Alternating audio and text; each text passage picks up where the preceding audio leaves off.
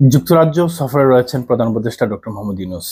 তাকে প্রতিহত করার জন্য সেখানকার আওয়ামী লীগের নেতারা, অর্থাৎ পলাতক নেতা যারা আছেন, যারা বাংলাদেশের সংসদ সদস্য ছিলেন, তারা বর্তমানে আশ্রয় গ্রহণ করেছেন কালো টাকা নিয়ে ব্রিটেন সহ বিভিন্ন দেশে।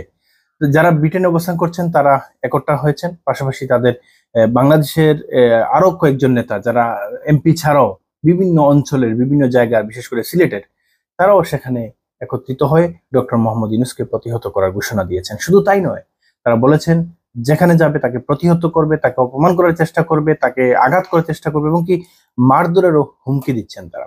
বিশেষ করে আনোয়ারুজ্জামান, যিনি সিলেট সিটি কর্পোরেশনের মানে একতরফা নির্বাচনের মেয়র ছিলেন, তার এই মেয়রের কোনো দাম ছিল না, তিনি তেমন একটা মূল্যায়ন পেতেন না।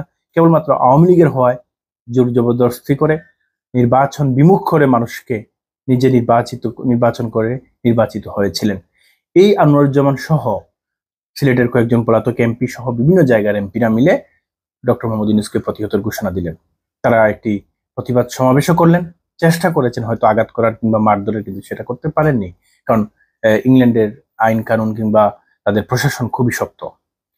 কিন্তু আমরা যেটা দেখতে পেলাম সেটি হচ্ছে ডক্টর মোহাম্মদ ইউনূসের পক্ষে বিশাল সংখ্যক জনসমাগম। আমরা আলতাফ আলী পার্কে দেখলাম যে প্রায় কয়েক হাজার নেতাকর্মী বলতে সাধারণ জনগণ, কোনো নির্দিষ্ট দলের না তারা, কিংবা বিভিন্ন সংগঠনের, সামাজিক সংগঠনের দলের নেতারাও ছিলেন ওখানে। তারা কিন্তু ডক্টর মোহাম্মদ ইউনূসকে সংবর্ধনা জানিয়েছেন বা সংবর্ধনা প্রদর্শন করেছেন, তারা সম্মান প্রদর্শন করেছেন, তারা স্বাগত প্রদর্শন করেছেন। ডক্টর মোহাম্মদ ইউনূসকে যখন প্রতিহত ঘোষণা দিয়েছিল আওয়ামী লীগ, পক্ষান্তরে আমরা দেখতে পেলাম সাধারণ জনগণ যারা ব্রিটেন অবস্থান করছেন, বাংলাদেশি, তারা ডক্টর মোহাম্মদ ইউনূসের পক্ষে অবস্থান করলেন। দেখুন, একটি গণ অভ্যুত্থান পরে যখন একটি সরকার গঠিত হয়, সেটি জনগণের সরকার গঠিত হয়, এখানে কোনো নির্দিষ্ট দলের না।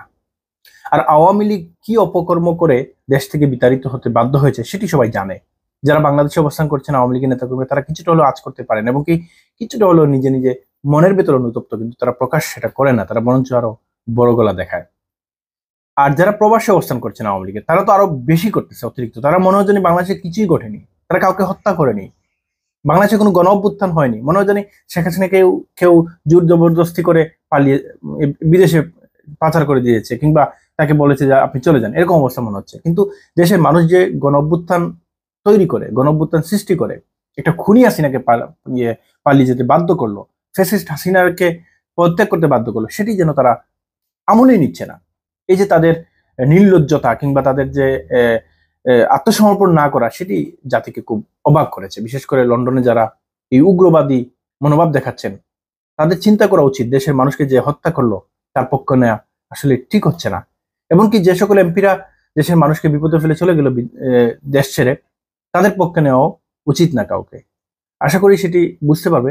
পাশাপাশি যারা ডক্টর মোহাম্মদ ইউনূসকে স্বাগত জানিয়েছে বা তার পক্ষে অবস্থান নিয়েছে, সবাইকে ধন্যবাদ। আল্লাহ হাফিজ।